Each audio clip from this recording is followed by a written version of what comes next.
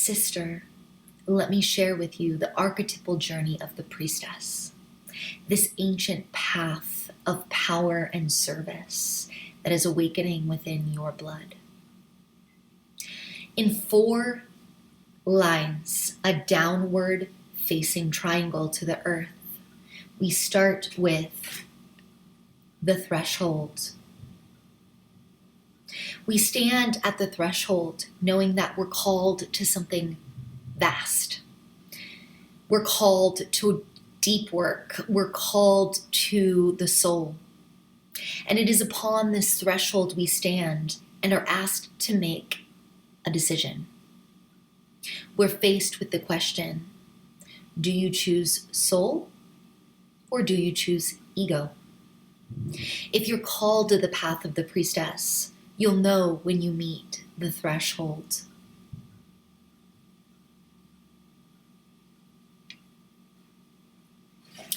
Next, we make the offering. It is not by our own volition, by our own ego's will, that we enter onto the path of the priestess. We enter with the call as well as the permission from the great priestess, the great Mother Gaia.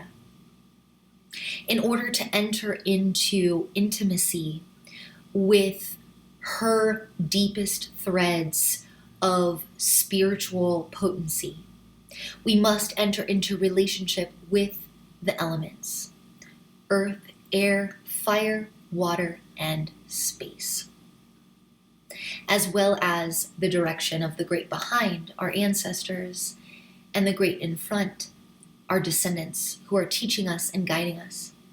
We are the central point through which our ancestors work to serve the descendants, and through which our descendants work to serve the ancestors. So we make offerings. We ask for support. We ask to come into relationship.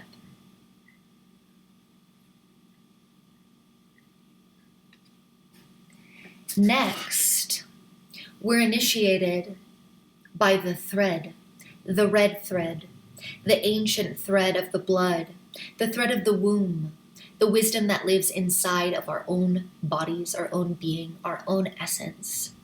This sacred red thread connects all of us to our mothers like an umbilical cord, and back and back and back to our pre-patriarchal ancestresses. This red thread is the feminine wisdom thread. It is the wisdom of the seasons. It is the wisdom of the moon. It is the knowledge that no matter how dark the underworld we enter, we will always have access to that thread to pull us back. That thread of feminine wisdom that lives inside of our heart, body, that passes from the root up to the sky, that passes through our central channel, the red thread, the ancient thread of the blood. It is this thread we follow on the priestess path. And ultimately, we may choose to become an initiated priestess to make the vow. This is a vow not only to our own highest good, but to the highest good of all beings across time and space, with harm to none. This is a vow to live in service. This is a vow to devote our own growth, our own path, our own gifts, our own joy, our own orgasm, our own pleasure, our own communion with self and other, in service to the highest good for all across time and space. That means beyond this lifetime. That is the ancient vow of the priestess, and that is the force that she serves above and beyond all else, the place from which she emanates. Now, our second row, that was 4 threads, that was the path itself. And what is the landscape of the path? It is, of course, the maiden, the mother, and the crone. We come into deep relationship with the eternal child within us, she who carries the gifts of purity, clarity, and knowledge of the importance of her being, her presence, as her ultimate service. We come to her to heal her wounds, to show up for her, but also to receive the gifts of her laughter and her joy, to remember and reclaim the child that we are, the child that we were, the child of Mama Gaia in all of her radiance and innocence. Of course, we are also the mother, the creatrix.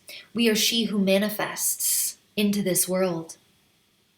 And we are the wisdom of the crone, our wisest self before death, who looks back on her life and knows what is important. First line was the pathway. Second line is the terrain of the pathway. And this third line is the imperative methodology of how we get there. First is the womb. The womb is the ancient and sacred portal that carries the red thread. It is the manifestation within our own body of the ancient feminine wisdom. It is this place of communion with the cycles, with the feminine that lives inside of us. So we know we never have to look outside for the answers. But to descend into the womb is to descend into the shadow. The path of the feminine isn't just the path of rainbows, unicorns, light, and love.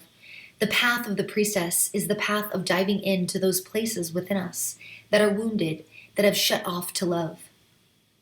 As we descend into our womb, we inevitably unearth patterns of wounding in the collective feminine, in our own personal ancestral line, and in our own life. And all of these things, of course, are intricately connected. It is only by the bravery of being willing to descend into the feminine, to descend into the womb, to descend into the shadow, that we rise again as priestesses of Gaia.